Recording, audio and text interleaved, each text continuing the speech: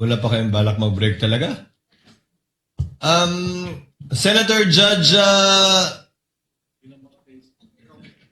Soto, let's give way to seniority. Thereafter, Senator Judge Pangilinan.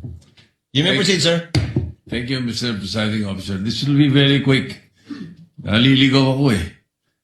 Because I think that even some members of the public that are watching naliligaw doon sa discussion of grave threat and inciting to sedition. Di ba sa regular courts naka-charge yun, Mr. Witness? Sir, wala pa hong, as far as I know, as far as the NBI Cybercrime Division is concerned, wala pa hong sa court, Your Honor. Nasa preliminary investigation pa lang hong case natin. So, pero sa regular courts pinafile, di ba? Yes po. Opo. Ang nakafile dito sa impeachment court, betrayal of public trust, di ba? Opo, Your Honor. At saka other high crimes.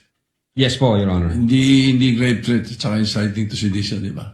I think yung Article 4 yata may nakalagay doon, Your Honor, na... Pero hindi yun ang main charge, di ba? Yes, Your Betrayal Honor. of public trust. Opo. Sige. Kasi naliligaw ako eh. Thank you po, Your Honor. Thank you, Senator Judge Soto. Senator Judge Pangilinan. Yes, very quickly lang dahil napag-usapan ito since nag-umpisa tayo ng hearing. Yung authenticated video ba AI? No, sir. Ito ba fabricated? No, sir. It's Ito not ba fabricated. spliced? Hindi po, sir. So in other words, yung video ay accurate Yes, sir. and representation of what happened. Authenticated. Kasi Yes, sir. dalawang linggo na natin dinedebate kung i-admit ba o hindi, o et cetera, et cetera. Hindi naman din sinasabi ng prosecution na altered or spliced or yung defense, altered or spliced. Tama? Yes, sir.